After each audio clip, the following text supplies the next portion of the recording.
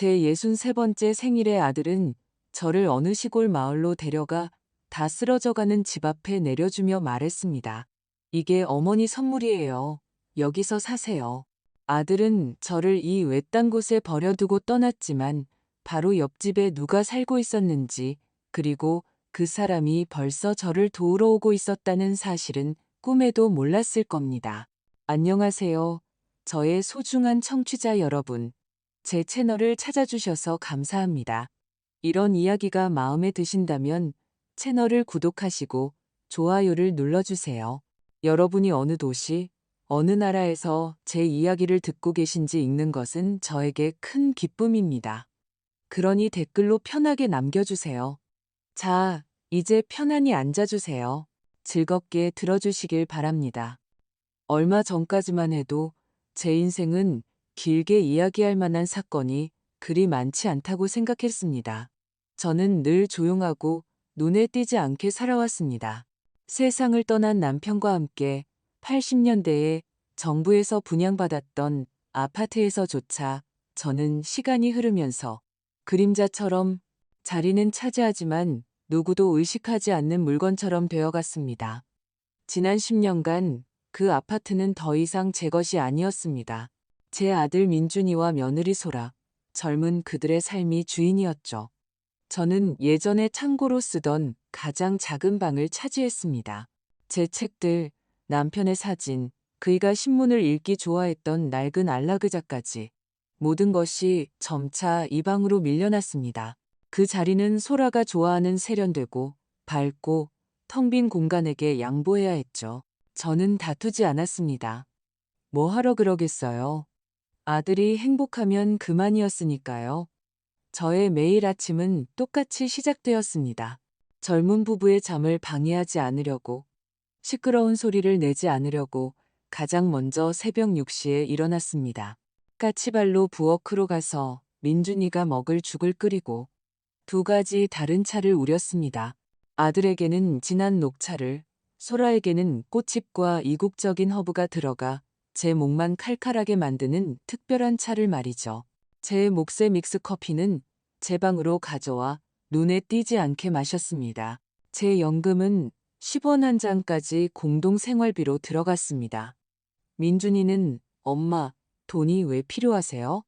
저희가 다 사드리잖아요. 라며 어색하게 시선을 피하곤 했죠. 그러면 저는 고개를 끄덕였습니다.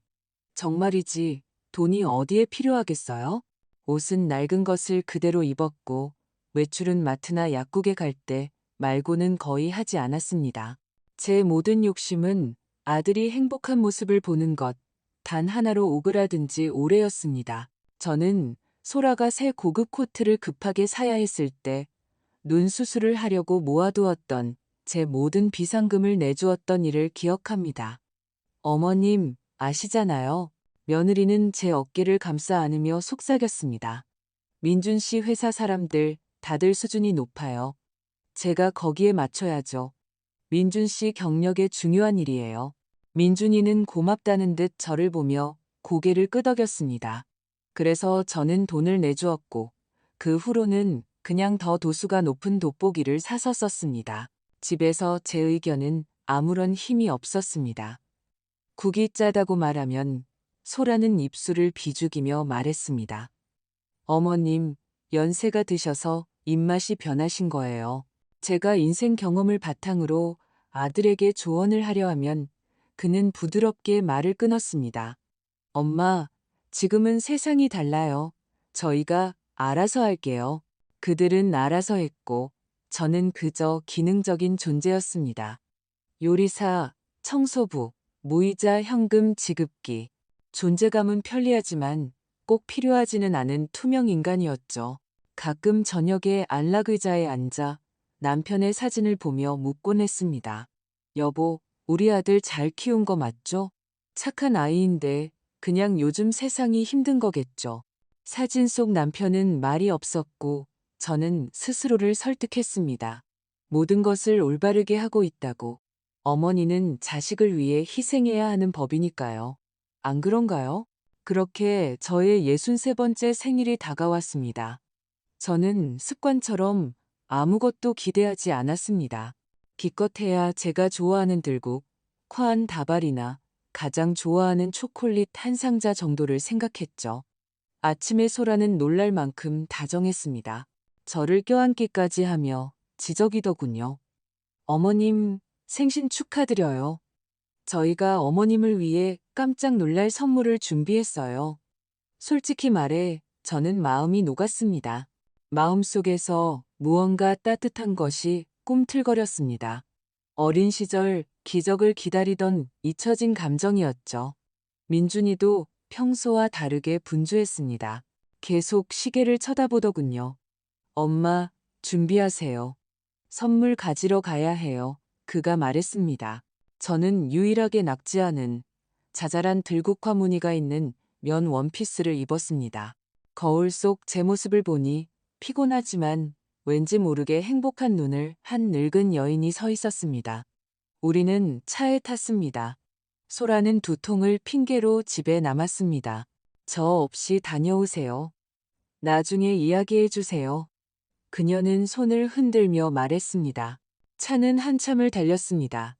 서울의 거리는 경기도 외곽도로로 바뀌었고 이내 황량한 들판과 숲이 이어졌습니다.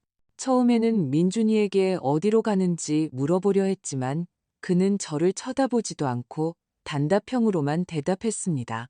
서프라이즈예요. 엄마, 가보면 아세요. 저는 입을 다물고 창밖을 바라보았습니다. 마음속에 불안감이 점점 커졌습니다. 이 길은 요양원이나 휴양지로 가는 길이 아니었습니다. 생일을 축하할 만한 그 어떤 장소로도 이어지지 않았죠. 길은 외딴 곳으로 향하고 있었습니다. 마침내 우리는 비포장도로로 접어들었습니다. 차가 어찌나 흔들리는지 이가 딱딱 부딪힐 정도였습니다. 주위에는 잡초가 무성한 버려진 밭과 기울어진 전신주들 뿐이었습니다. 그리고 저 앞에 마을이 나타났습니다. 아니, 마을의 흔적이라고 해야 할까요? 땅속으로 가라앉아 버린 듯한 세월에 검게 변한 집 몇 채가 전부였습니다. 살아있는 집은 하나도 없어 보였습니다. 민준이는 가장 흉측한 건물 앞에 차를 세웠습니다. 그건 집이라기보다는 지붕이 무너지고 창문이 판자로 막힌 헛간에 가까웠습니다. 주위에는 사람 키만 한 쐐기풀과 썩은 울타리가 둘러져 있었죠. 도착했어요. 그가 엔진을 끄며 무뚝뚝하게 말했습니다. 저는 말이 없었습니다. 이해할 수 없었습니다. 이건 불가능한 일이었어요. 어떤 끔찍한 실수이거나 못된 장난일 거라고 생각했습니다. 민준이는 차에서 내려 트렁크를 열고 제가 20년 전 주말 농장에 다닐 때 쓰던 낡은 가방을 꺼냈습니다. 그 안에는 갈아입을 속옷과 잠옷, 비누가 들어 있었습니다. 그는 가방을 우엉덤불 옆당에 내려놓았습니다.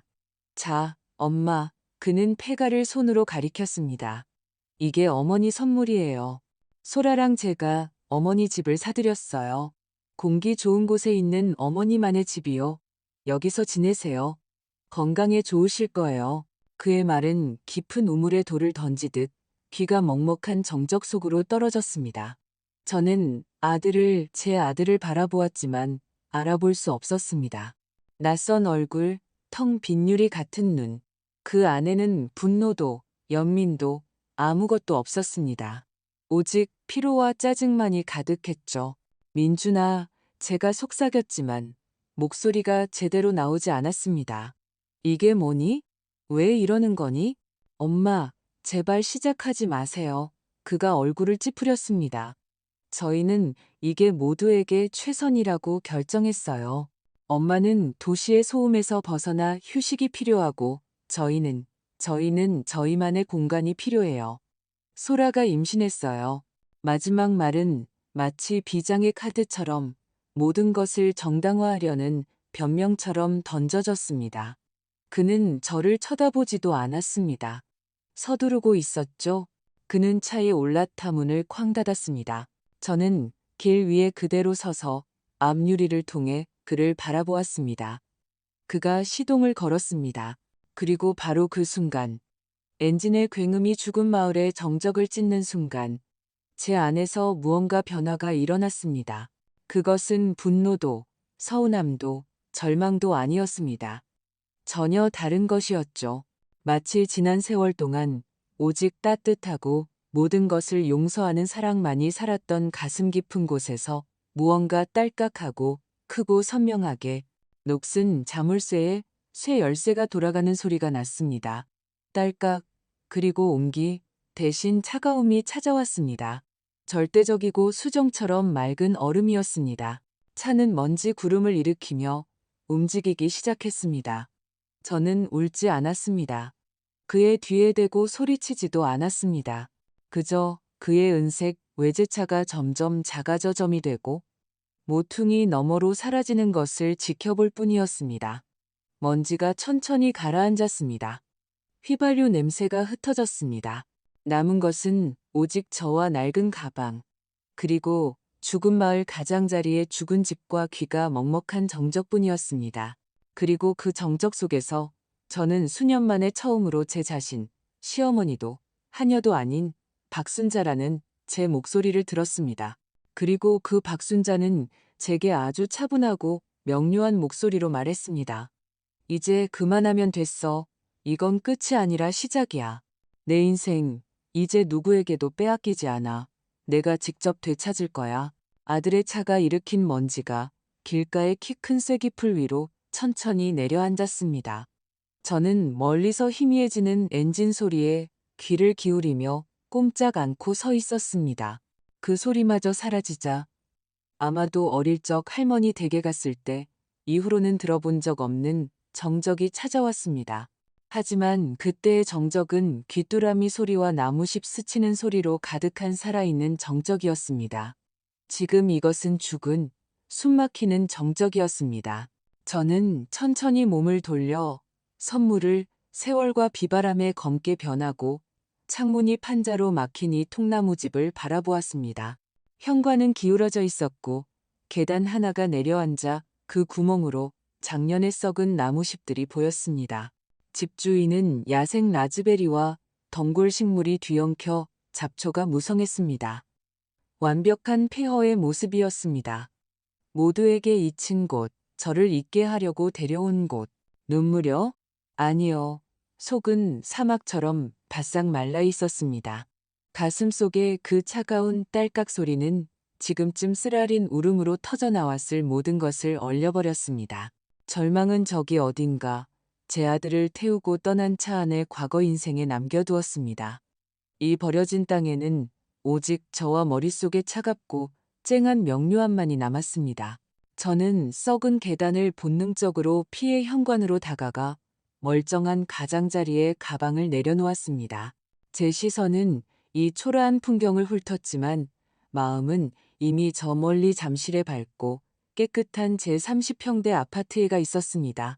지금쯤 소라가 제 옛방에 어떤 새 커튼을 달지 가늠하고 있을 바로 그 아파트. 내 아파트. 핵심 단어였죠.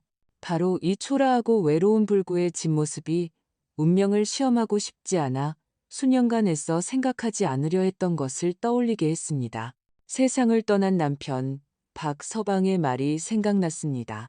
그가 떠나기 10년 전 우리는 바로 그 부엌에 앉아 있었고 그는 평소와 달리 진지하고 엄격한 얼굴로 제 앞에 서류를 놓았습니다. 순자 씨, 그는 제 눈을 똑바로 보며 말했습니다. 나 내일 법무사 사무실에 가서 내 지분을 전부 당신 앞으로 넘길 거요. 당신이 유일한 주인이 되도록. 저는 그때 손사래를 쳤습니다. 여보, 왜 그래요? 우린 가족이고 아들도 크고 있는데. 하지만 그는 고개를 저었습니다.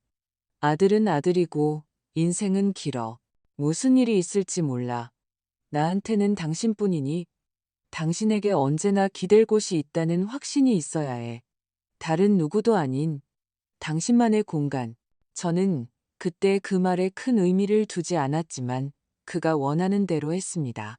그리고 그가 세상을 떠난 후 모든 서류는 저, 박순자, 유일하고 완전한 소유주의 이름으로 정리되었습니다. 민준이는 이 사실을 몰랐습니다. 그는 아파트가 공동 상속 재산이고 시간이 지나면 자연스럽게 자기 것이 될 거라고 확신했습니다. 저는 한 번도 그를 바로잡아주지 않았습니다. 뭐하러요? 친아들을 불신하는 좀스러운 행동처럼 보였으니까요. 제가 얼마나 어리석었는지, 그리고 더 중요한 두 번째 기억이 떠올랐습니다. 5년 전쯤 상속 통지서를 받았습니다. 어린 시절 딱 한 번 뵈었던 청주에 사시던 삼촌 할머니께서 돌아가셨다는 소식이었습니다. 자식 없이 외롭게 지내시던 그분은 제게 조촐한 원룸 아파트를 남기셨습니다. 저는 그곳에 내려가 모든 서류를 처리하고 첫 번째 구매자가 제시한 가격에 망설임 없이 팔아 그 돈 전액을 별도의 예금 계좌에 넣어두었습니다. 민준이와 소라에게는 한마디도 하지 않았습니다. 그때 그들은 마침 새 차를 사기 위해 큰 대출을 받고 있었습니다. 만약 그들이 제 돈에 대해 알게 된다면 무슨 일이 일어날지 저는 알고 있었습니다. 돈이 도둑맞지는 않겠죠. 아니요, 그저 제 연금처럼, 제 오랜 저축처럼, 제 건강처럼 급한 필요와 체면, 미래를 위해 녹아 없어질 뿐이었습니다. 그래서 저는 욕심이 아니라 이미 오래전에 마비되었다고 생각했던 자기 보존 본능 때문에 침묵했습니다. 그 계좌는 아무도 모르는 저의 비상금이요, 마지막 방어선이었습니다. 이 생각들은 흐릿한 이미지가 아니라 명확하고 뚜렷한 사실들로 머릿속을 스쳐 지나갔습니다. 마치 누군가 어두운 창고에 불을 켠 것처럼 제가 가진 모든 도구들이 보였습니다. 저는 가방을 열었습니다. 민준이가 급하게 직접 싼 모양이었습니다. 낡은 목욕 가운, 슬리퍼, 수건, 빨랫비누 한 조각. 그리고 이 보잘것없는 물건들 맨 아래에 저의 구원자가 놓여 있었습니다. 소라가 경멸적으로 효도폰이라 부르던 낡은 폴더폰이었습니다. 그들은 제가 연락이 닿아야 한다며 몇 년 전에 사주었습니다. 인터넷도 별다른 기능도 없는 가장 단순한 모델이었죠. 그들은 그 전화기의 메모리에 지금 저에게 세상 무엇보다 중요한 번호들이 저장되어 있다는 사실은 꿈에도 몰랐을 겁니다. 버튼을 눌렀습니다. 배터리는 거의 가득 차 있었습니다. 저는 옛 습관대로 항상 충전해 두었죠. 하지만 화면에는 통신 신호가 잡히지 않았습니다. 그때까지 차갑고 규칙적으로 뛰던 심장이 순간 철렁했습니다. 설마 모든 게 헛수고란 말인가? 주위를 둘러보았습니다. 마을은 낮은 지대에 있었습니다. 더 높은 곳으로 올라가야 했습니다. 망설일 것 없이 저는 집에서 멀어져 작은 언덕 비탈을 따라 난 잡초무성한 오솔길로 올라갔습니다. 발은 엉겅퀴에 얽히고 나뭇가지는 얼굴을 때렸지만 저는 아랑곳하지 않았습니다. 마치 나침반처럼 전화기 화면만 보며 걸었습니다. 그리고 마침내 언덕 꼭대기, 외롭게 서 있는 비뚤어진 자작나무가 있는 곳에서 희미한 신호 막대 두 개가 나타났습니다. 충분했습니다. 저는 주소록에서 김정호 지점장님의 번호를 찾았습니다. 우리은행 김정호 지점장님은 남편과 동갑이었습니다. 남편과 함께 첫 예금을 개설할 때부터 저를 알던 분이었죠. 통화 버튼을 눌렀습니다. 길고 느린 신호음이 이어졌습니다. 여보세요. 익숙하고 조금 피곤한 목소리가 수화기 너머에서 들려왔습니다. 지점장님, 안녕하세요. 저 박순자입니다. 제 목소리는 한치의 떨림도 없이 평온하게 나왔습니다. 저 자신도 놀랐죠.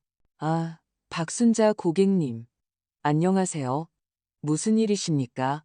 그의 목소리에는 놀라움이 섞여 있었습니다. 제가 개인적으로 그에게 전화한 것은 아주 오랜만이었습니다. 지점장님, 몇 가지 처리해 주셔야 할 일이 있습니다. 아주 급하게요. 지금 바로 가능하시다면 부탁드립니다. 말씀하십시오.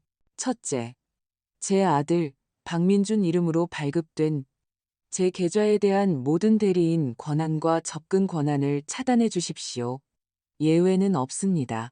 수화기 저편에서 잠시 침묵이 흘렀습니다. 확실하십니까, 고객님? 확실합니다. 저는 단호하게 말했습니다. 둘째, 공동카드로 들어오던 제 모든 연금을 즉시 제 개인 예금 계좌로 이체되도록 변경해 주십시오. 5년 전에 개설했던 그 계좌 말입니다. 기억하시죠? 네, 네, 물론 기억합니다. 처리해 드리겠습니다. 그리고 셋째, 제 예금 잔액 조회 권한도 완전히 막아주십시오. 완벽한 금융 차단입니다.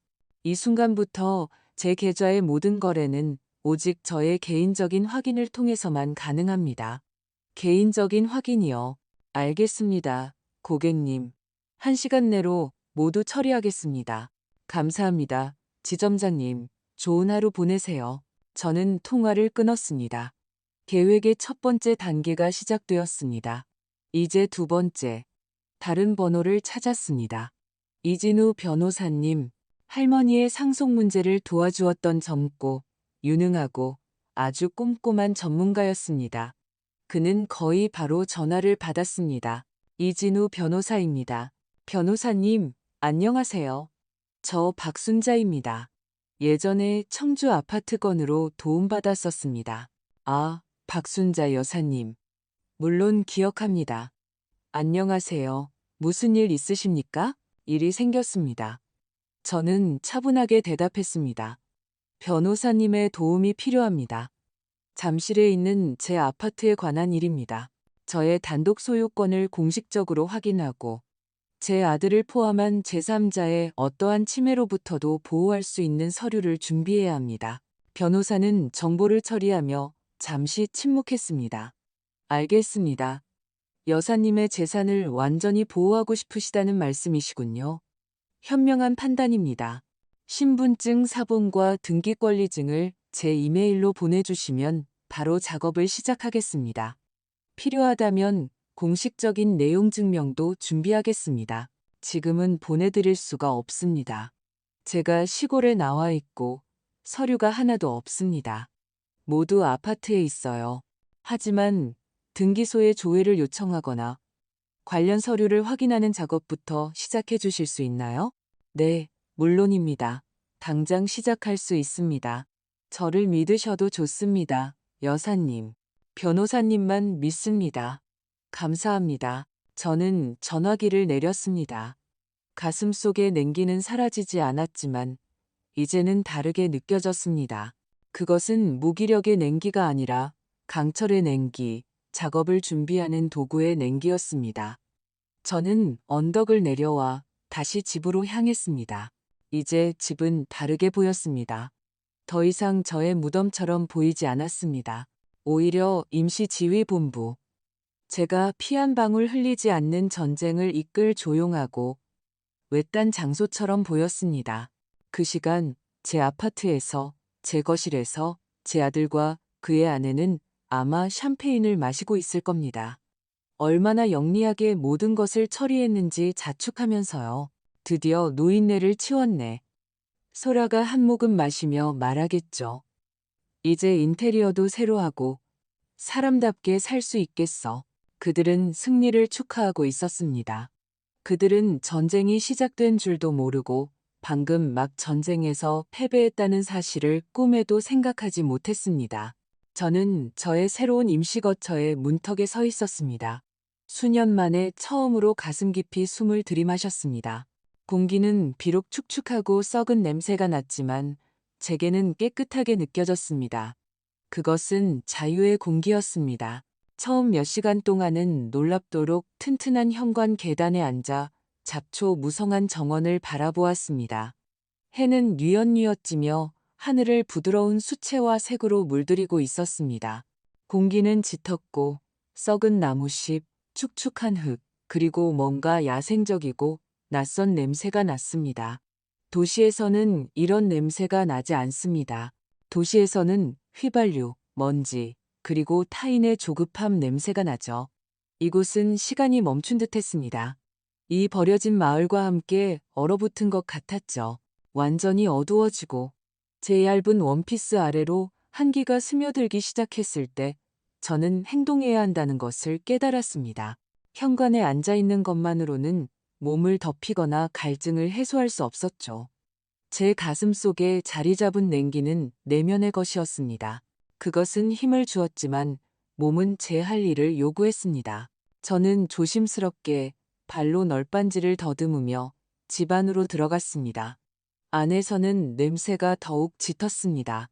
먼지, 쥐똥, 그리고 오래 묵은 나무 냄새. 공기는 무겁고 움직임이 없었습니다. 판자로 막힌 창문 틈새로 가느다란 달빛 줄기가 새어 들어와 바닥에 기묘한 무늬를 그렸습니다.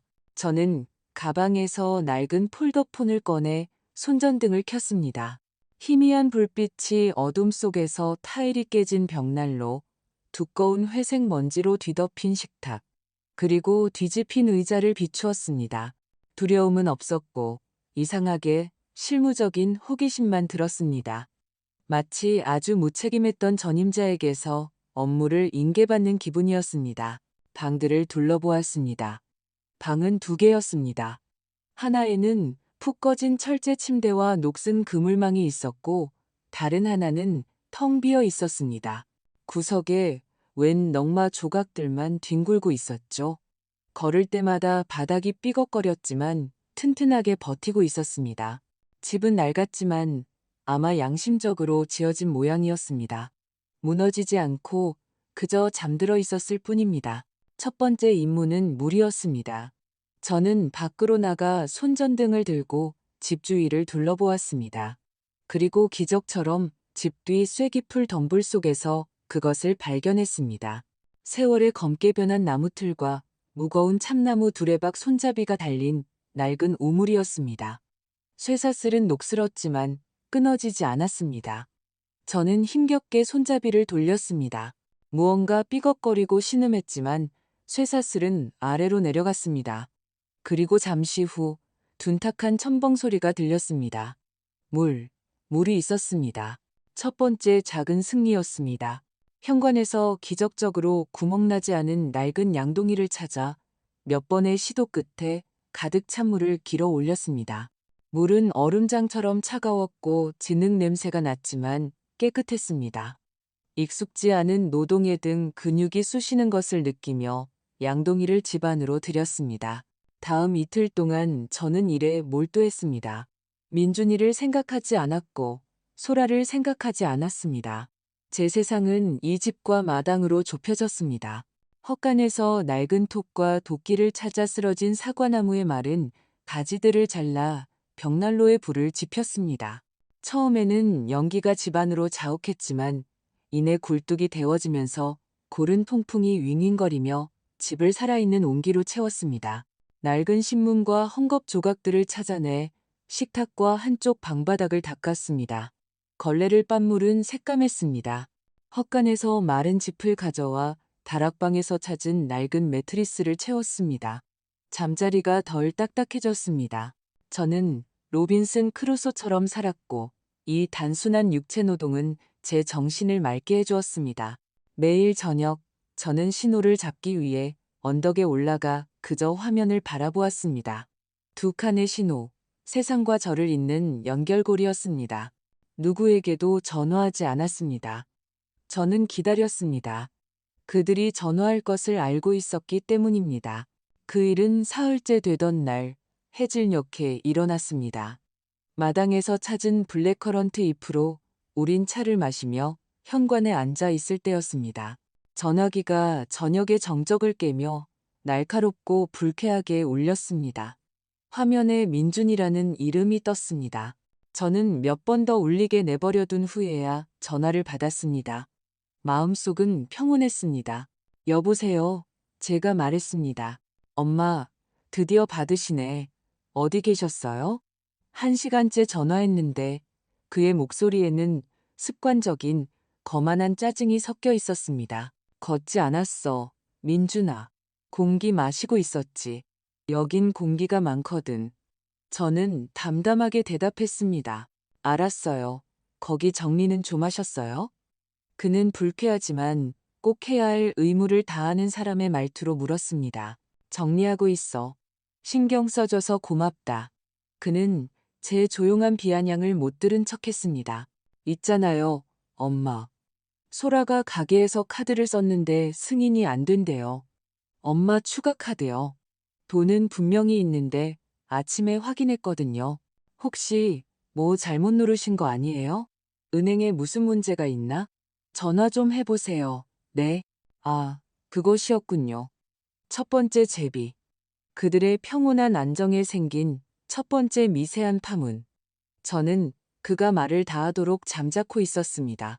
엄마가 전화해서 문제없다고 말해야 해요. 안 그러면 소라가 속상해 하잖아요. 원피스 하나 사려고 했는데 저는 그 장면을 상상했습니다.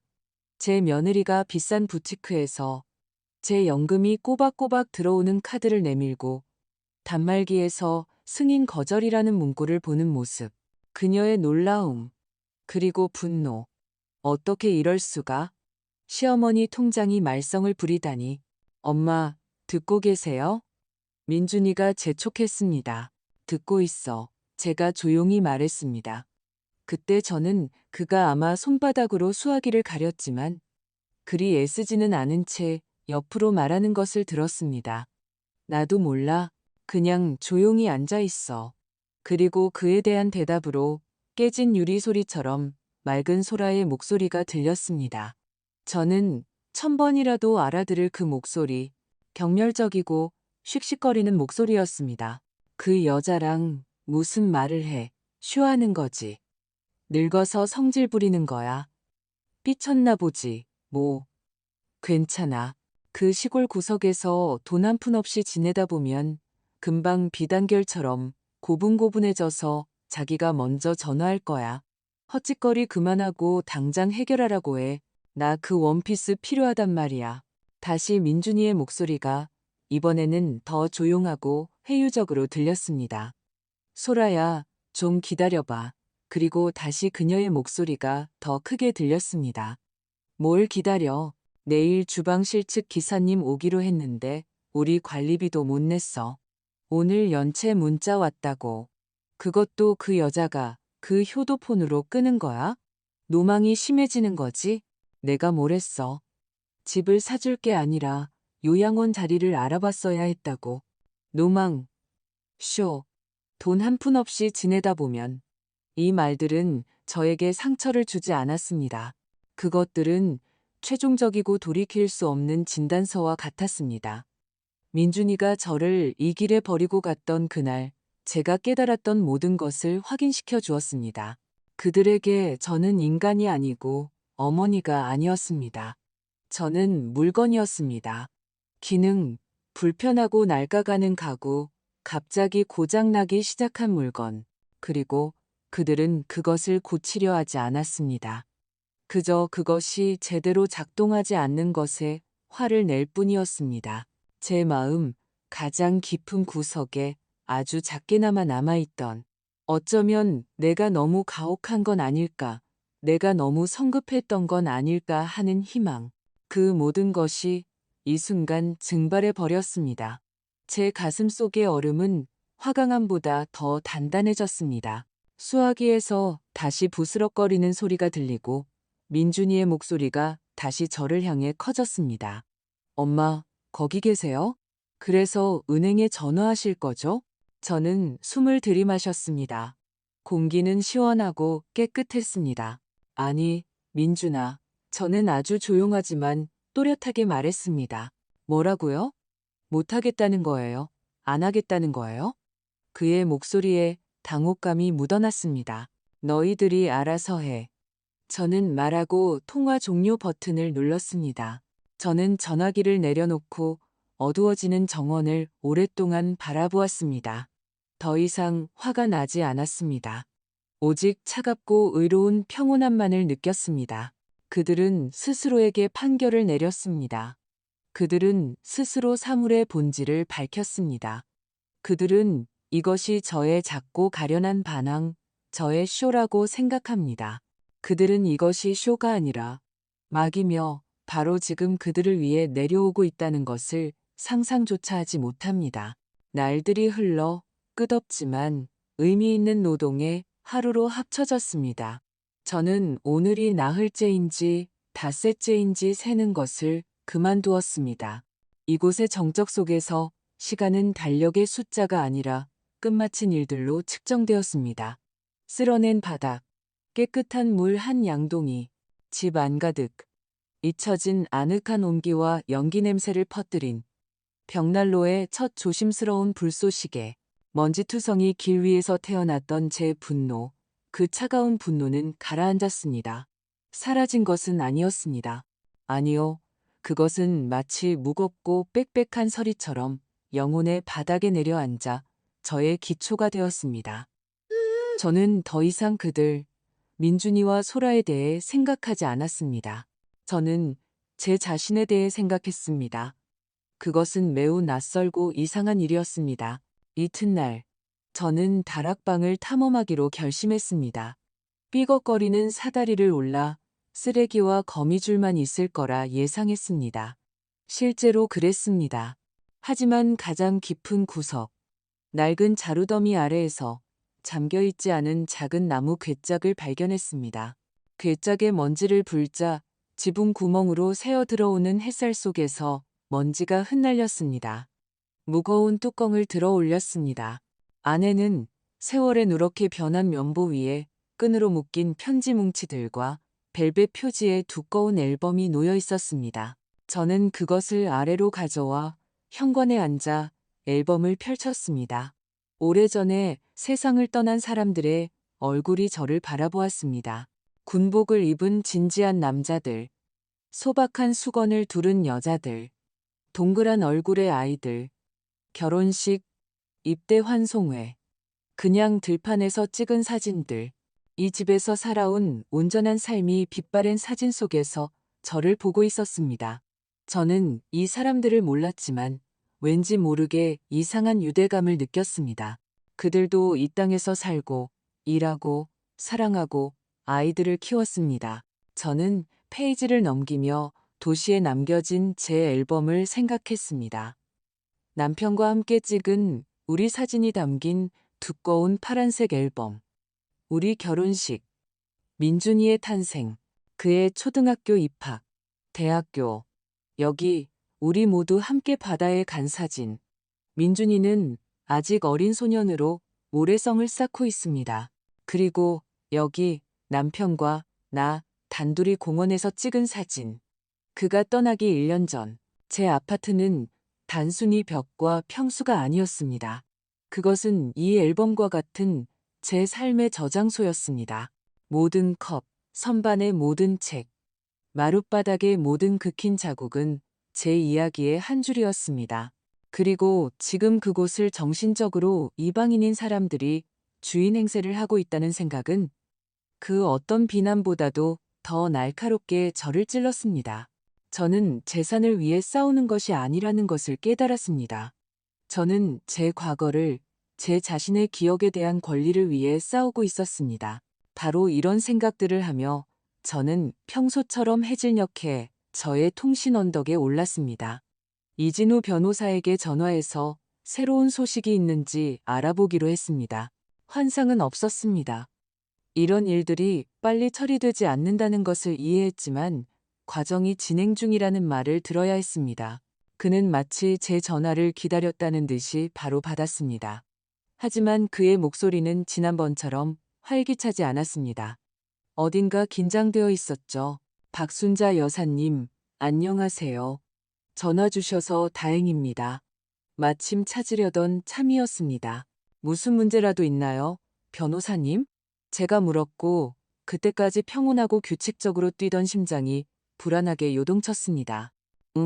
약간의 어려움이 있습니다. 그는 단어를 고르고 있었습니다. 말씀하신 대로 예비조회를 했습니다. 잠실 아파트에 대한 여사님의 소유권은 명백합니다. 유일한 소유주이시고 모든 것이 깨끗합니다. 그런데 뭐가 문제죠? 제가 조급하게 물었습니다. 그는 잠시 침묵했습니다. 여사님, 아파트에 근저당이 설정되어 있습니다. 그 단어는 낯설었습니다. 그게 무슨 뜻인가요? 여사님의 재산에 특정 제한이 걸려 있다는 뜻입니다. 이 근저당이 해제되기 전까지는 아파트를 팔거나 증여하거나 다른 어떠한 거래도 할 수 없습니다. 무슨 근저당이요? 어디서요? 냉기가 다시 돌아오기 시작했지만 이제는 불안하고 찌르는 듯한 다른 냉기였습니다. 그리고 변호사는 제 세상을 산산조각 낸 한마디를 했습니다. 그는 그 말을 조용히 거의 일상적으로 말했지만 제게는 폭발음처럼 들렸습니다. 박순자 여사님, 여사님의 아파트는 한 상업은행에 담보로 잡혀 있습니다. 아주 큰 금액의 대출 계약이 체결되어 있습니다. 저는 말이 없었습니다. 숨을 쉴 수가 없었습니다. 공기가 목구멍 어딘가에 걸렸습니다. 담보로, 대출, 어떻게, 언제? 제가 겨우 짜낼 수 있었던 유일한 단어였습니다. 계약은 8개월 전에 체결되었습니다. 이진우 변호사가 대답했습니다. 8개월 전. 머릿속에 즉시 그림이 떠올랐습니다. 지난 겨울. 저는 심하게 앓았습니다. 폐렴이었죠. 2주 동안 고열에 시달리며 거의 정신이 없는 상태로 누워 있었습니다. 민준이는 회사에 있었고 소라가 저를 돌봐주었습니다. 그녀는 너무나 살뜰하게 죽을 가져다주고 물수건을 갈아주고 약국에 다녀왔습니다. 그리고 계속 어떤 서류들로 분주했습니다. 어머님, 세무서에서 서류가 왔어요. 기한 지나기 전에 서명하셔야 해요. 일어나지 마세요. 제가 가져다 드릴게요. 어머님, 이건 그냥 관리사무소에 낼 확인서예요. 형식적인 거니까요. 여기에 사인 좀 해주세요. 저는 그녀가 제게 종이들을 내밀던 것을 기억합니다. 저는 거의 볼 수가 없었습니다. 허약함과 열기 때문에 글자들이 눈앞에서 흔들렸습니다. 저는 그녀를 믿었습니다. 그녀는 제 아들의 아내이고 제 가족이었으니까요. 저는 그녀가 귀찮게 하지 않기를, 다시 구원 같은 망각 속으로 빠져들기를 바라며 보지도 않고 서명했습니다. 이 변호사님, 제 목소리가 떨렸지만 저는 마음을 다잡았습니다. 거기에 제 서명이 있나요? 네, 박순자 여사님. 서류상으로는 여사님께서 직접 담보 제공자로 나서셨습니다. 서명도 인증되어 있습니다. 하지만 제가 이미 사본을 요청했고 정황상 그가 말을 끝낼 필요가 없었습니다. 저는 모든 것을 이해했습니다. 이것은 단순한 서류 위조가 아니었습니다. 더 나쁜 것이었죠. 그것은 제가 절대적으로 무력한 순간에 저지른 배신이었습니다. 그들은 저를 속인 것만이 아니었습니다. 그들은 제 병, 제 약함, 제 신뢰를 이용했습니다. 그들은 제가 수만 번 쉬기 위해 애쓰는 것을 보면서 동시에 냉혹하게 제게 금융올가미에 서명하라고 종이를 내밀었던 것입니다. 금액이 얼마죠? 제가 물었고 제 목소리는 이제 유리 위를 긁는 쇠소리처럼 들렸습니다. 변호사는 액수를 말했습니다. 그것은 끔찍한 금액으로 아파트 가격과 맞먹었습니다. 제가 3번의 인생을 더 살아도 보지 못할 돈이었습니다. 제 안에서 무언가 끊어졌습니다. 저를 사람에 대한, 가족에 대한, 아들에 대한 과거의 믿음과 아직 연결해주던 그 가느다란 실. 그것은 단순히 끊어진 것이 아니었습니다. 닳아서 제가 되어버렸습니다. 저는 갑자기 모든 것을 진실 그대로 보게 되었습니다. 그들의 계획은 저를 아파트에서 쫓아내는 것이 아니었습니다. 아니요, 훨씬 더 악마 같았죠. 그들은 제 인생, 제 유일한 재산을 담보로 거액의 돈을 빌렸습니다. 그 돈을 그들의 화려한 삶, 새 주방, 드레스, 그 무엇에든 썼거나 쓰려고 했습니다. 그리고 청구서를 지불할 시간이 되면 그들은 그냥 은행이 아파트를 가져가도록 내버려둘 작정이었습니다.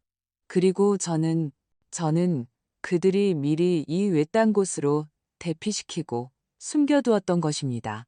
제가 방해가 되지 않도록, 발에 걸리적거리지 않도록, 너무 늦기 전까지는 아무것도 알지 못하도록.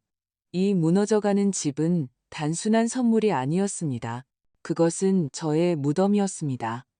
그들이 제 인생의 남은 부분을 먹어치우는 동안 제가 조용히 사라져야 할 장소였습니다. 모든 씁쓸함, 모든 어머니로서의 서운함, 모든 의심, 모든 것이 사라졌습니다. 그것들은 차가운 의로운 분노의 파도에 씻겨 내려갔습니다. 그것은 더 이상 화가 아니었습니다. 그것은 절대적이고 순수한 악을 보고 그것을 멈춰야 한다는 것을 깨달은 사람이 느끼는 감정이었습니다. 복수를 위해서가 아니라 정의를 위해서, 저를 지키고 싶었던 남편의 기억을 위해서, 제 자신을 위해서. 이 변호사님, 제가 소화기에 대고 말했고 제 목소리는 강철처럼 단단했습니다. 알겠습니다. 필요한 모든 조치를 취해주세요. 모든 서류를 검토하고 소송을 준비하세요. 우리는 싸울 겁니다. 이미 시작했습니다, 여사님.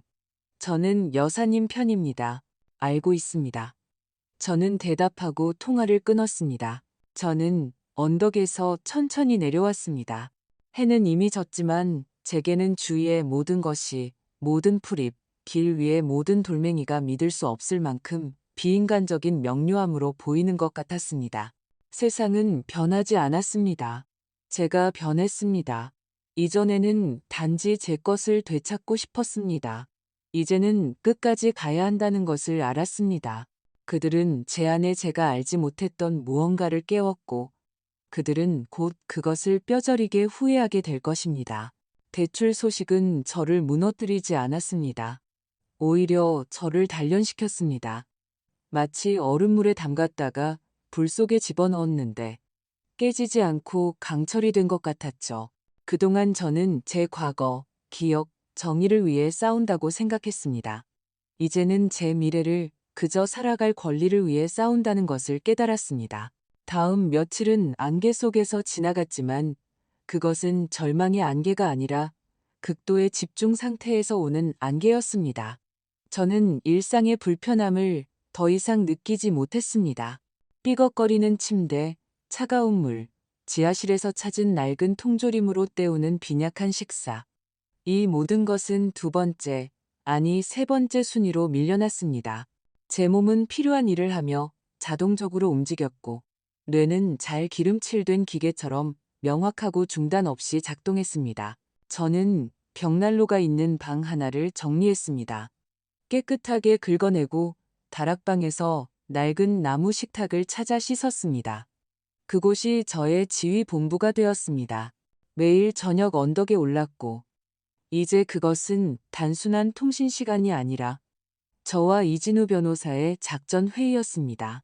그는 저에게 이미 죽어버린 그 도시, 그 삶에서의 저의 눈과 귀가 되어 주었습니다. 박순자 여사님, 저희는 사기 혐의로 검찰에 고소장을 제출했습니다. 그가 차분하고 사무적인 목소리로 보고했습니다.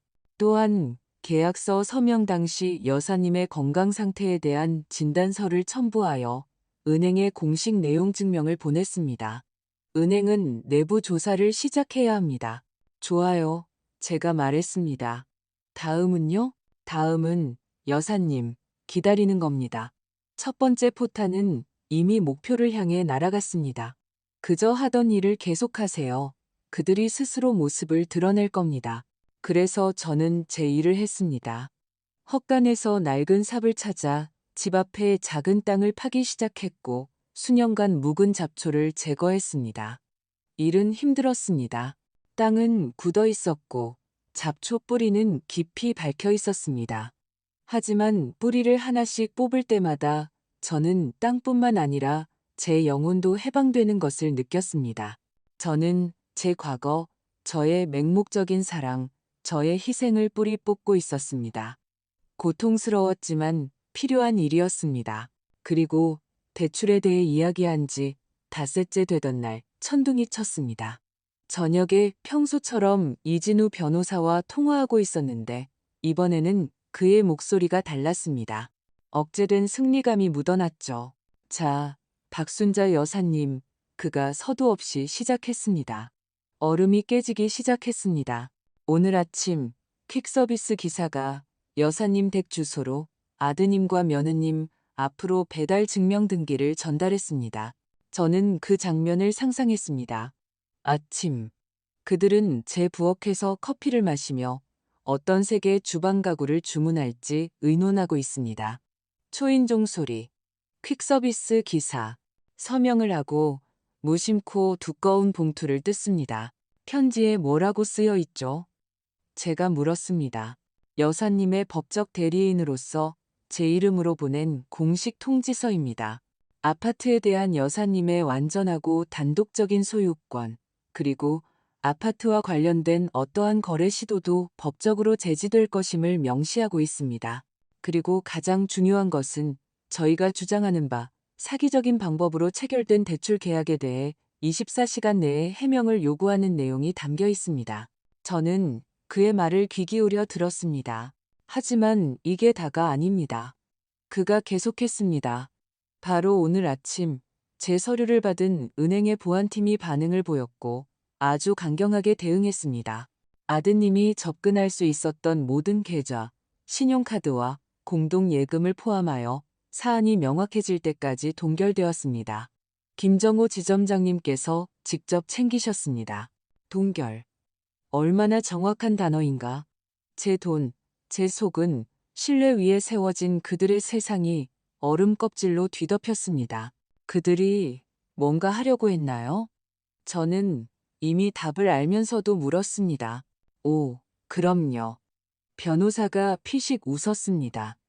은행에서 벌써 저에게 전화가 왔습니다. 먼저 아드님이 달려와서 소리치고 요구하고 협박했다고 합니다. 사기 혐의 조사가 끝날 때까지 단 한 푼도 받을 수 없다는 설명을 차분하게 듣고는 얼굴이 하얗게 질려서 돌아갔다고 합니다. 그리고 1시간 후에는 며느님이 와서 히스테리를 부렸답니다. 지점장을 부르라고 요구하고 소비자 권리에 대해 소리치고 은행을 고소하겠다고 난리를 쳤다더군요. 정중하게 문 밖으로 안내받았다고 합니다. 그들의 세상이 무너지고 있습니다. 여사님, 그들이 예상했던 것보다 훨씬 빨리요. 저는 언덕 꼭대기에 앉아 있었고 바람이 제 머리카락을 흩날렸습니다. 저의 버려진 마을, 집들의 어두운 실루엣을 보며 통쾌함을 느끼지는 않았습니다. 그저 흐트러졌던 사물의 질서가 회복되는 것을 느꼈습니다. 정의는 복수가 아니라 모든 것을 제자리로 돌려놓는 것일 뿐입니다. 그때 제 전화기가 다시 울렸습니다. 민준이의 번호였습니다. 저는 이진우 변호사와의 통화를 끊고 아들의 전화를 받았습니다. 엄마, 무슨 짓을 한 거예요? 그건 제 아들 민준이의 목소리가 아니었습니다. 지난 몇 년간 저에게 말하던 그 부드럽고 약간 거만한 톤은 사라졌습니다. 그것은 동물적인 공포에 가득 찬 높고 갈라지는 비명이었습니다. 저는 말이 없었습니다. 미쳤어요? 변호사한테서 무슨 서류가 왔어요? 은행이 모든 카드를 막아버렸다고요. 전부요? 우리 이제 장볼 돈도 없어요. 우리 길거리에 나앉게 할 작정이에요? 그는 분노와 공황 상태로 숨을 헐떡였습니다. 배경에서는 소라의 흐느낌이 들렸습니다. 조용하고 서러운 울음이 아니라 크고 과시적인 히스테릭한 울부짖음이었습니다. 지금 당신이 무슨 짓을 하고 있는지 알기나 해요? 그가 소리쳤습니다. 소라가 힘들어해요. 스트레스 받으면 안 된다고요. 그런데 당신은 그 늙은 노망 때문에 우리 인생을 망치려고 해요? 나는 아무 짓도 하지 않았어, 민준아. 제가 조용하고 차분하게 대답했습니다. 그의 외침과 제 속삭임의 대비가 그를 멍하게 만든 것 같았습니다. 그는 입을 다물었습니다. 그건 모두 너희가, 너와 내 아내가 한 짓이야. 뭐라고요? 우리가 뭘 했는데요? 우리는 엄마한테 선물했잖아요. 집 사드렸잖아요. 그런데 당신은 우리한테 이렇게 갚는다고요? 너희는 내 아파트를 훔치려 했어, 민준아. 내가 병으로 죽어가고 있을 때 그걸 담보로 대출을 받았지. 은행이 내 집을 뺏어갈 때까지 내가 아무것도 모르게 하려고 나를 여기에 버렸어. 그게 너희가 한 짓이야. 수화기 저편에 죽음과 같은 정적이 흘렀습니다. 이 마을처럼 죽은 정적이었습니다. 저는 그의 거칠고 불규칙한 숨소리만 들을 수 있었습니다. 그는 이것을 예상하지 못했습니다. 그는 제가 아무것도 모른다고 생각했습니다. 그는 이것이 단지 서운함, 단지 쇼라고 생각했습니다. 하지만 그것은 판결이었습니다. 엄마? 그가 마침내 쉰 목소리로 말했고 그의 목소리에는 비굴하고 아첨하는 듯한 기색이 서렸습니다. 어머니, 그게 아니에요. 이건 실수고 오해예요. 저희가 다 설명할게요. 제발 다 취소해 주세요. 네? 그 서류들 다 철회하고 저희가 갈게요. 이야기 좀 해요. 오너라. 제가 말했습니다. 정말요? 그의 목소리에 희망이 스쳤습니다. 다 취소해 주실 거죠? 아니, 오라고 했어. 기다리고 있을 테니. 저는 통화를 끊었습니다. 이제 그들도 압니다. 이것이 변덕이 아니고 서운함이 아니라는 것을. 이것은 전쟁이라는 것을. 그리고 그들은 제가 그들의 가장 끔찍한 비밀을 알고 있다는 것을 압니다. 이제 그들의 공황은 절망으로 변할 것이고 절망은 사람들을 가장 미친 짓으로 몰아넣습니다. 저는 언덕을 내려왔습니다. 밤은 어두웠지만 저는 확신에 차서 걸었습니다. 그들이 올 것을 알았고 저는 준비가 되어 있었습니다. 그들은 다음 날 정오가 가까워져서야 도착했습니다. 모습이 보이기 훨씬 전부터 그들의 소리를 들을 수 있었습니다. 이 조용한 마을의 정적을 맹렬하고 부적절하게 찢는 엔진의 굉음과 제 집 바로 앞에서 울리는 급정거 소리. 먼지가 기둥처럼 솟아올라 야생 까치밤나무 덤불을 뒤덮었습니다. 저는 자리에서 움직이지 않았습니다. 며칠 전 저를 내버렸던 바로 그 현관에 앉아 잡초 무성한 밭에서 찾아낸 햇감자를 낡은 칼로 깎고 있었습니다. 메추리알 만한 아주 작은 감자 몇 알. 저의 점심이었죠. 차문이 거의 동시에 닫혔습니다. 민준이가 먼저 뛰쳐나왔습니다. 창백하고 수척하며 눈 밑에는 검은 그림자가 드리워져 있었습니다. 비싼 셔츠를 입고 있었지만 마치 그 옷을 입고 잔 것처럼 구겨져 있었습니다. 그 뒤로 소라가 천천히 모습을 드러냈습니다. 얼굴은 부어 있었고 화장은 번졌지만 그녀는 여전히 그녀의 제2의 천성이 된 그 격렬적인 우월감의 표정으로 고개를 꼿꼿이 세우려 애썼습니다. 그들은 현관에서 몇 걸음 떨어진 곳에 서서 저를 바라보았습니다. 저는 고개를 들지 않고 감자의 얇은 껍질을 조심스럽게 계속 깎았습니다. 이 단순하고 단조로운 작업이 저를 현실에 붙들어매 감정이 앞서는 것을 막아주었습니다. 저는 드라마의 참여자가 아니라 관객이었습니다. 엄마, 민준이가 시작했습니다. 목소리는 쉬고 애원하는 듯 했습니다. 그는 한 걸음 다가와 마치 저를 안으려는 듯 팔을 뻗었습니다. 저는 피하지 않고 그저 제 손을 계속 바라보았습니다. 어머니, 이게 대체 무슨 일이에요? 왜 저희한테 이러세요? 저는 깎은 감자를 물이 담긴 그릇에 넣고 다음 감자를 집었습니다. 기다리고 있었다. 저는 그를 쳐다보지 않고 대답했습니다. 이 단순한 한마디가 그를 혼란스럽게 만든 모양이었습니다. 그는 소리, 비난, 눈물, 무엇이든 예상했겠지만 이 얼음처럼 차갑고 초연한 평온함은 아니었을 겁니다. 저희는 이야기하러 왔어요. 그가 더듬거렸습니다. 엄마, 이건 정말 끔찍한 오해예요. 우린 가족이잖아요. 가족은 서로 도와야지 소송을 걸면 안 되죠. 그는 외운 듯한 옳지만 공허한 말을 했습니다. 그 말에는 한 방울의 진심도 없이 오직 두려움만이 있었습니다. 그가 당연히 자기 것이라고 여겼던 모든 것을 잃을지도 모른다는 두려움. 그때 소라의 인내심이 바닥났습니다. 그녀는 민준이를 밀치고 앞으로 나섰습니다. 이 연극은 그만해요. 그녀가 씩씩거렸고 그녀의 얼굴은 분노로 일그러졌습니다. 나이 들어서 완전히 정신이 나가셨어요? 이 시골 구석에서 야만인이 다 되셨네. 무슨 권리로 우리 계좌를 막아요? 누가 그런 권리를 줬냐고요? 그녀는 거의 소리를 질렀습니다. 그녀의 가늘고 불쾌한 목소리가 귀를 때렸습니다. 당신이 무슨 짓을 했는지 알기나 해요?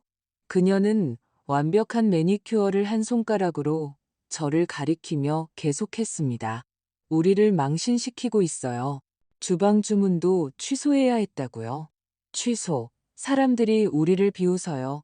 그리고 나는 스트레스 받으면 안 된단 말이에요. 의사가 금지했어요. 나는 아이를, 당신 손주나 손녀를 임신하고 있는데 당신은 우리를 빈털터리로 만들고 있잖아요.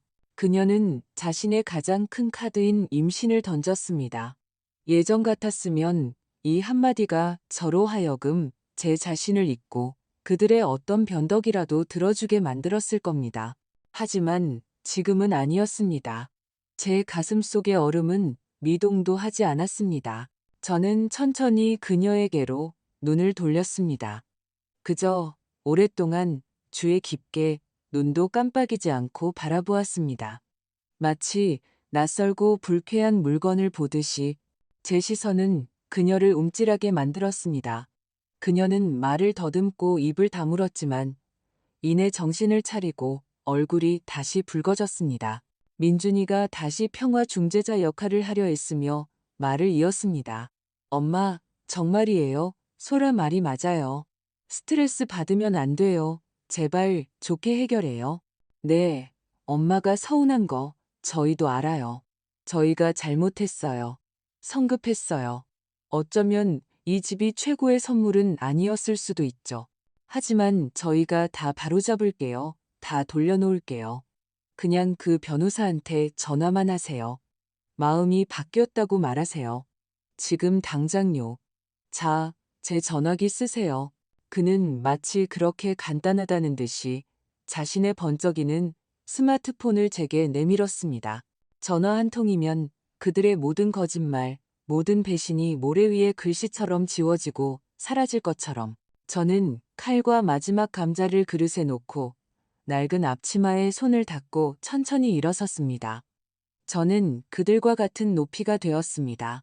그들은 땅 위에 서 있었고 저는 한 계단 위, 제 현관 위에 서 있었습니다. 내가 모든 걸 취소하길 바라는 거니? 제가 조용히 물었습니다. 네, 네, 어머니. 민준이가 기꺼이 고개를 끄덕였습니다. 소라는 입술을 꽉 다문 채 도전적으로 저를 쳐다보았습니다. 내 연금, 내 아파트, 내 인생을 다시 너희에게 넘겨주라고? 엄마, 과장하지 마세요.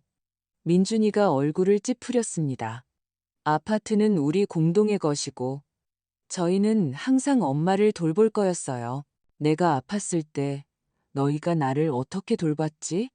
제가 물었고 제 목소리는 더욱 조용해졌습니다. 하지만 찾아온 정적 속에서 그 목소리는 귀청이 터질 듯 크게 울렸습니다. 그들은 얼어붙었습니다. 저는 소라에게로 시선을 옮겼습니다. 그녀는 본능적으로 아주 작은 걸음을 뒤로 물러섰습니다. 나는 다 기억한단다, 소라야. 저는 수년 만에 처음으로 그녀가 좋아하던 애칭으로 그녀를 불렀습니다. 네가 내 침대 옆에 앉아있던 걸 기억해. 내 보살피는 손길도 기억하고 그리고 내가 내게 내밀던 서류들도 기억한단다. 세무서에서 온 거라고 관리사무소에 낼 거라고 했지. 형식적인 거라고. 소라의 얼굴이 백지장처럼 하얗게 변했습니다. 그녀의 오만함, 그녀의 분노, 그녀의 자신감, 이 모든 것이 비를 맞은 싸구려 화장처럼 그녀에게서 흘러내렸습니다. 남은 것은 벌거벗은 동물적인 공포뿐이었습니다. 민준이는 아무것도 이해하지 못한 채 저와 아내를 번갈아 쳐다보았습니다. 엄마, 무슨 말씀이세요? 저는 다시 아들을 바라보았습니다. 그의 눈에는 두려움이 있었지만 또한 이해하지 못하는 기색도 있었습니다. 어쩌면 그는 정말로 모든 세부 사항을 몰랐을지도 모릅니다.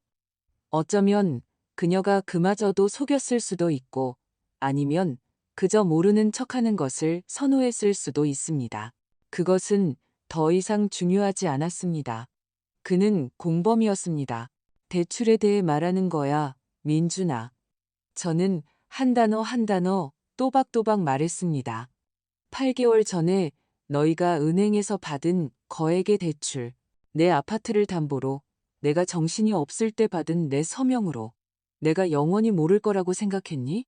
내가 이 폐가에서 조용히 죽고 은행이 너희 빚 때문에 내 집을 그냥 가져갈 거라고 생각했어? 타격은 목표에 명중했습니다.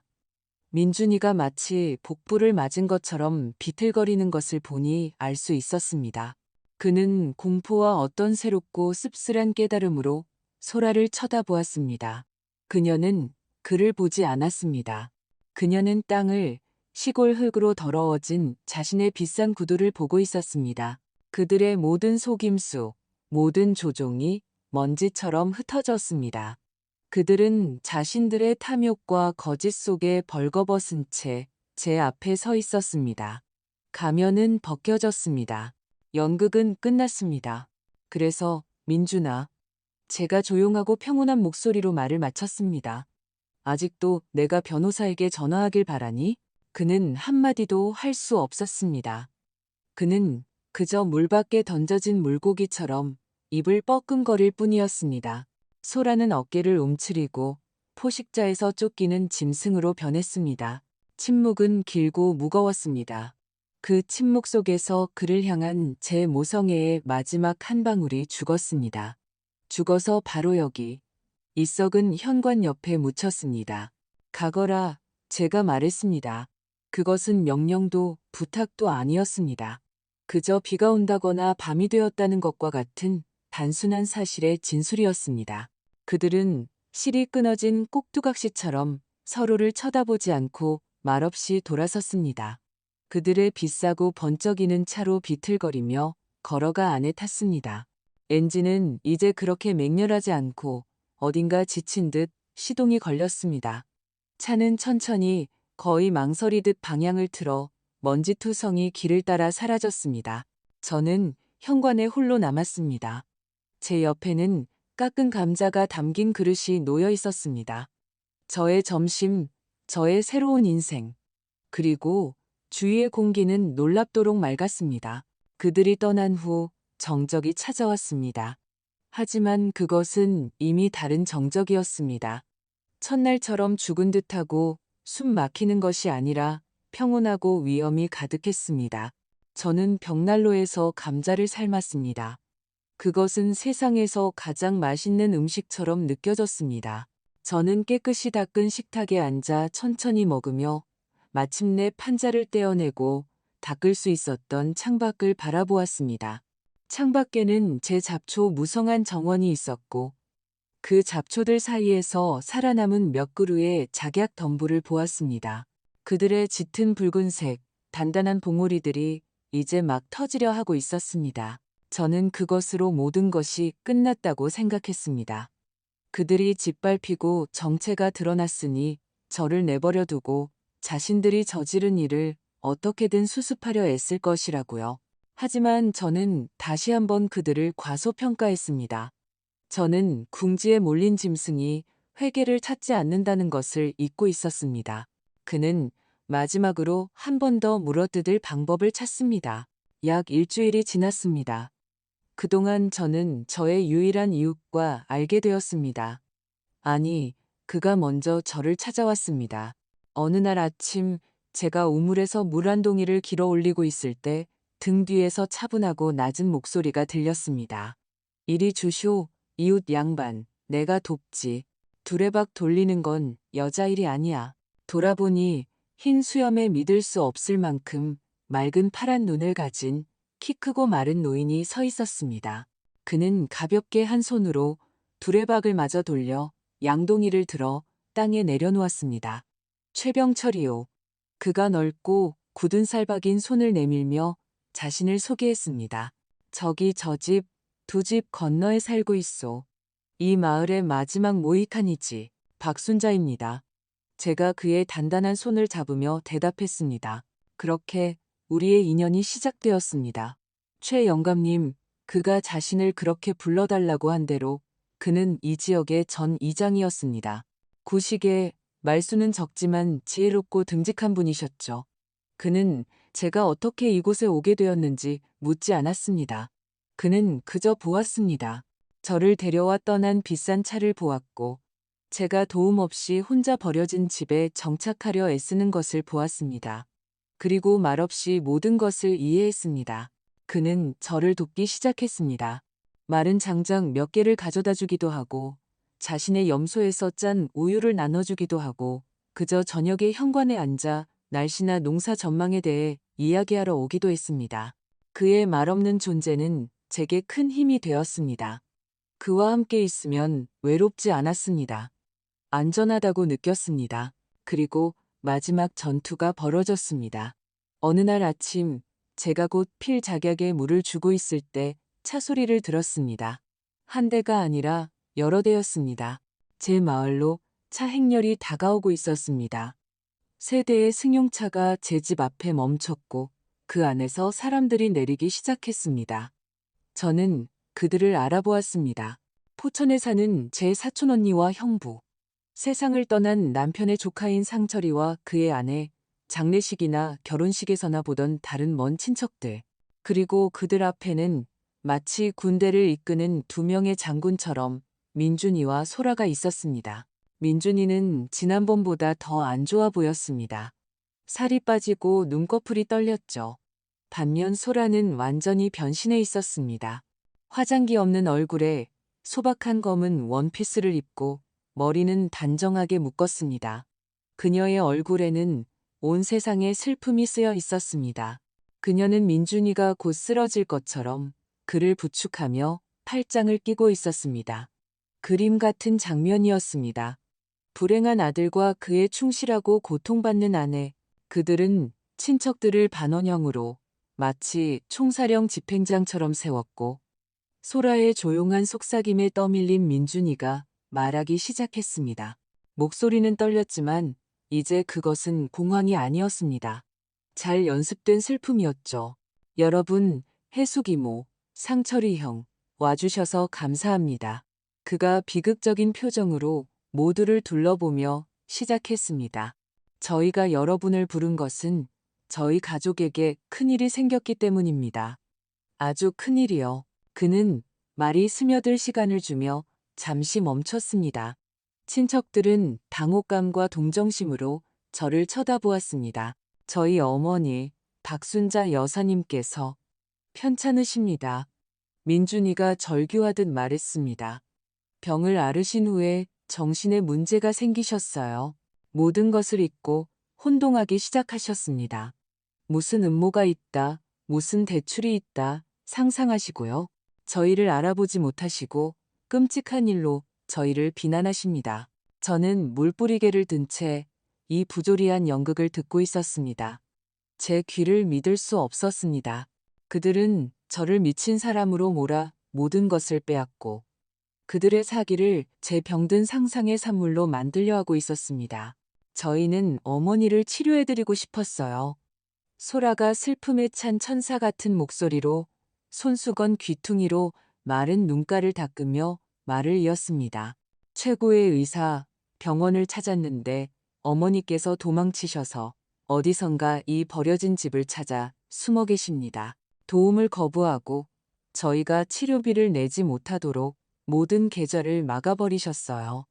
어머니는 스스로에게 위험한 상태입니다. 무슨 일이라도 저지를까봐 두렵습니다. 마음 약한 해숙이모는 아이고 하고 탄식하며 가슴에 손을 얹었습니다. 순자야, 얘야, 이게 무슨 일이니? 집에 가자, 도시로. 병원에 가서 치료받아야지. 그들은 저를 마치 난폭한 정신병자처럼 연민과 두려움, 그리고 약간의 혐오감이 섞인 눈으로 쳐다보았습니다. 저는 그들의 눈에서 제게 내려진 판결을 보았습니다. 민준이와 소라의 계획은 악마처럼 단순하고 효과적이었습니다. 폐허에 사는 외로운 노파와 그녀를 그토록 걱정하는 젊고 번듯한 아들, 그리고 그의 임신한 아내. 누가 노파의 말을 믿겠습니까? 저는 말이 없었습니다. 무슨 말을 할 수 있었을까요? 제 어떤 말이든 어떤 항의든 그들은 즉시 병의 증상이라고 몰아붙일 것이었습니다. 보세요. 공격성, 부적절한 반응, 그리고 모든 것을 잃었다고, 이 마지막 가장 더러운 전투에서 졌다고 생각했을 때 등 뒤에서 차분하게 삐걱거리는 대문 소리를 들었습니다. 무슨 회의가 열렸는지 궁금해도 될까? 모두가 돌아보았습니다. 길에는 최 영감님이 서 계셨습니다. 평소에 작업복 차림이었지만 장군처럼 꼿꼿이 서 있었습니다. 그의 맑은 파란 눈빛이 모든 대표단을 훑고 민준이와 소라에게 멈췄다가 마침내 제게 닿았습니다. 실례지만 누구시죠? 소라가 그를 머리부터 발끝까지 훑어보며 거만하게 물었습니다. 나 말이오. 나는 이웃이오. 그가 차분하게 대답했습니다. 최병철이라고 하오. 그런데 당신들은 뉘시오. 고운 양반들. 떼거리로 몰려와서 여자를 겁주고 있으니 저희는 가족이에요. 민준이가 발끈하며 소리쳤습니다. 어머니를 구하러 온 거라고요. 정신이 온전치 않으세요. 최 영감님은 천천히 다가와 제 옆에 섰습니다. 그는 저를 보지 않았지만 저는 그의 단단한 어깨를 느낄 수 있었습니다. 정신이 온전치 않다고? 그는 민준이를 보며 눈을 가늘게 떴습니다. 이상하군. 나는 일주일째 박순자 여사와 이야기하고 있는데 내 앞에는 완전히 분별 있고 명석하고 아주 강인한 사람이 있어. 친아들이 생일날 데려와서 쓸모없는 물건처럼 이 헛간에 내다 버린 사람 말이오. 내가 이 두 눈으로 똑똑히 봤소. 친척들이 웅성거리기 시작했습니다. 해숙 이모는 의심스러운 눈초리로 민준이를 쳐다보았습니다. 그리고 나는 또 한 사람을 보고 있어. 최 영감님이 계속했고 그의 목소리는 더 단단해졌습니다. 혼자서 누구의 도움도 없이 이 헛간을 살만한 집으로 만들고 있는 사람. 벽난로에 불을 지피고 청소를 하고 밭을 일구고 있어. 미친 사람이 그렇게 행동하나? 내 생각엔 모든 것을 빼앗겼지만 가장 중요한 것, 삶에 대한 의지를 빼앗기지 않은 사람이 그렇게 행동하는 것 같소. 그는 대표단 쪽으로 한 걸음 다가섰습니다. 그런데 당신들, 젊은이들. 그는 소라에게로 시선을 옮겼습니다. 당신들이 이상해 보이는군. 비싼 차를 타고 빼입고 와서는 어머니가 모든 계좌를 막았다고 말하고 있소. 어떻게 여기까지 왔소? 마지막 남은 돈으로? 그리고 슬픔에 잠긴 자식들처럼 보이지도 않소. 오히려 노인의 마지막 남은 것을 빼앗으러 온 전문꾼들 같아. 다만 인두와 다리미 대신 눈물과 거짓말을 무기로 삼았을 뿐이지. 마지막 말은 크고 또렷하게 울려 퍼졌고 목표에 명중했습니다. 민준이에게 동정심을 갖고 왔던 친척들은 이제 그와 소라를 의심의 눈초리로 쳐다보았습니다. 그들의 잘 짜인 연극은 눈앞에서 무너지고 있었습니다. 해숙 이모가 제게 다가왔습니다. 순자야, 정말이니? 제가 너를 쫓아낸 거야?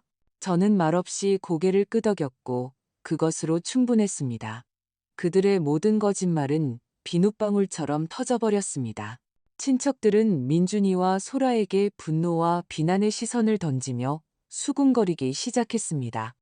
덩치 큰 조카 상철이가 민준이에게 다가가 가슴을 밀쳤습니다. 이 자식이 무슨 짓이야? 그가 으르렁거렸습니다. 친어머니를 산채로 묻으려고 해? 민준이는 뒷걸음질 쳤습니다. 소라는 그의 손을 잡고 차로 끌고 갔습니다. 그들의 공개 재판은 그들의 공개적인 망신으로 변했습니다. 그들은 자신들이 심판관으로 데려온 바로 그 사람들의 경멸적인 시선 아래 도망쳤습니다. 차들이 하나씩 방향을 틀어 떠나갔습니다. 마침내 길에는 저와 최 영감님만 남았습니다. 저는 그에게 돌아섰습니다. 감사합니다. 제가 속삭였습니다.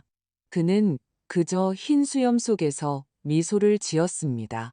천만에 이웃 양반, 진실을 말하는 건 도움이 아니라 의무요.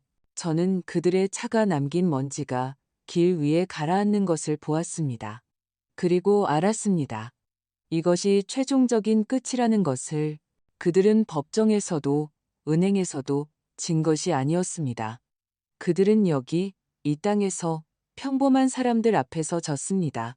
그리고 그 패배는 그들에게 어떤 재정적 파산보다 더 끔찍한 것이었습니다. 그것은 완전하고 무조건적인 도덕적 파산이었습니다. 길 위에 먼지가 가라앉았고 그와 함께 제 과거 삶의 먼지도 가라앉았습니다. 제 친척들이 저의 망신을 목격하고 결국 제 아들의 망신으로 끝난 그날 이후로 저는 그들에 대해 더 이상 듣지 못했습니다. 저의 충실한 변호사 이진우 씨가 사건을 끝까지 마무리했습니다. 은행은 대출 계약이 사기였음을 인정했고 특히 몇몇 친척들이 민준이와 소라의 이상한 행동과 저를 금치산자로 만들려 했던 시도에 대해 증언하기로 동의한 후에는 더욱 그랬습니다. 저에 대한 모든 혐의는 벗겨졌습니다.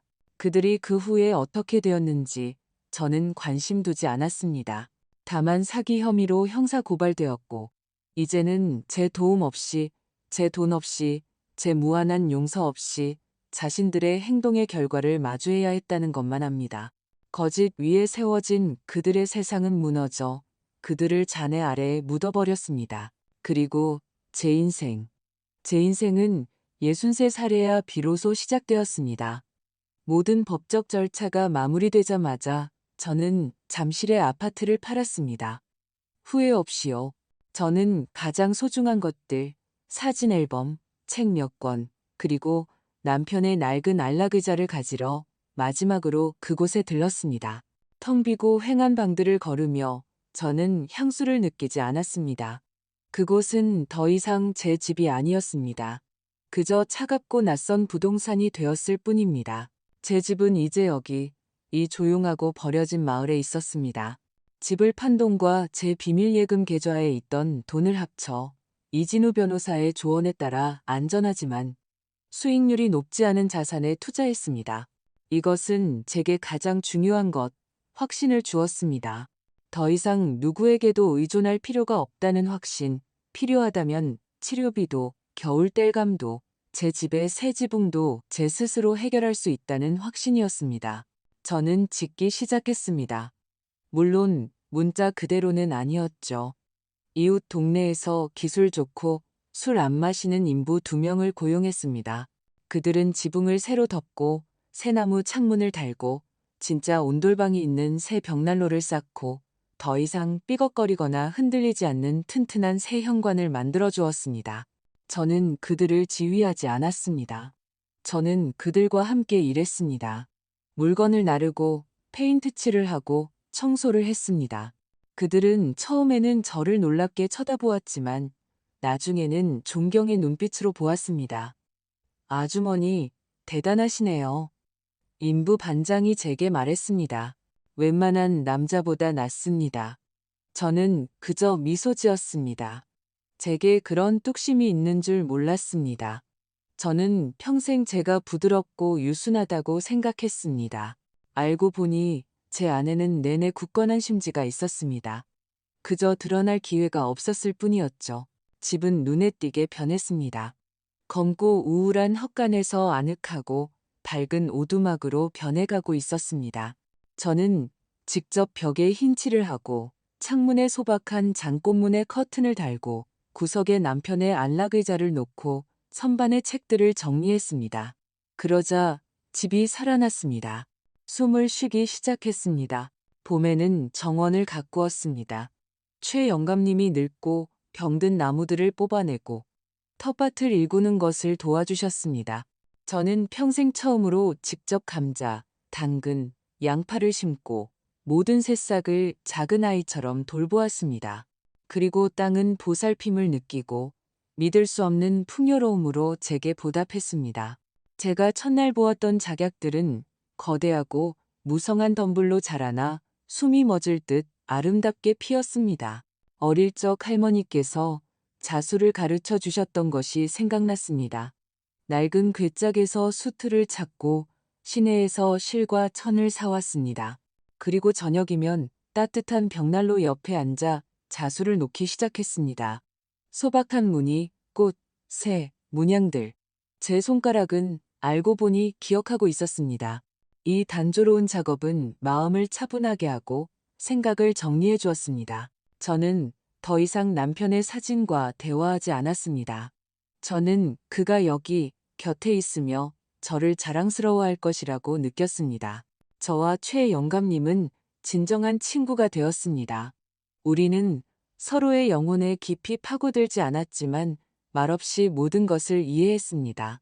저녁이면 그는 종종 우리가 함께 숲에서 딴 허브차를 마시러 왔습니다. 우리는 제 새 현관에 앉아 낡은 도자기 찻잔에 차를 마시며 해가 지는 것을 보며 말없이 앉아 있었습니다. 그리고 그 침묵은 제가 지난 10년간 나눴던 모든 대화보다 더 큰 의미로 가득 차 있었습니다. 가끔 아들을 생각했지만 그것은 더 이상 고통이나 서운함이 아니었습니다. 길을 잃은 낯선 사람에 대한 연민 같은 것이었습니다. 저는 그를 키웠고 줄 수 있는 모든 것을 주었지만 그 안에 없었던 것, 양심을 심어줄 수는 없었습니다. 그것은 제 잘못이 아니라 그의 선택이었습니다. 저는 그를 놓아주었습니다. 마음속으로 저와 그를 아직 연결해주던 마지막 실을 끊었습니다. 그는 더 이상 저의 의무도 고통도 책임도 아니었습니다. 그는 그저 한때 제 아들이었던 사람이었습니다. 지금 저는 65입니다. 제 현관에 앉아 있습니다. 손에는 제 정원에서 딴 민트로 만든 뜨거운 차 한 잔이 들려 있습니다. 해는 숲 너머로 지며 하늘을 믿을 수 없는 색으로 물들이고 있습니다. 공기에서는 밴 풀과 꽃 냄새가 납니다. 집 안에서는 벽난로의 장작이 따뜻하게 타닥거립니다. 제 무릎 위에서는 제가 나비라고 이름 붙인 길고양이 새끼가 골골거리고 있습니다. 저는 제 손을 봅니다. 정원 일로 거칠어졌고 손톱은 예전처럼 잘 관리되지 않았습니다. 하지만 이것은 살아있는 사람의 손입니다.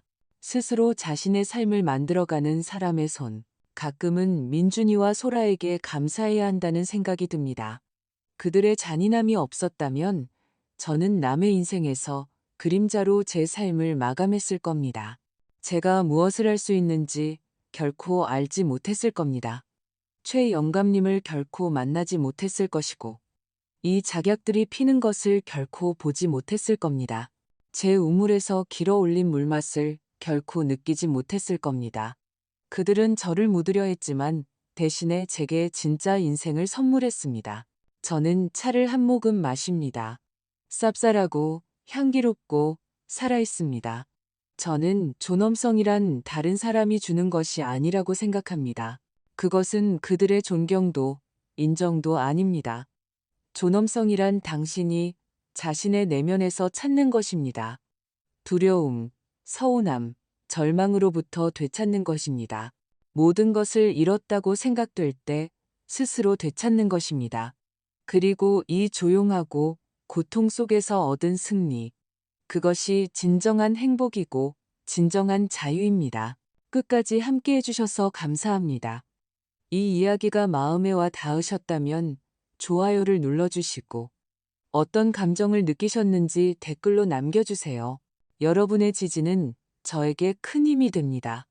새로운 이야기를 놓치지 않도록 채널을 구독해주세요. 건강하시고 자신을 소중히 여기며 진정한 삶을 사시길 바랍니다. 모든 좋은 일이 함께하기를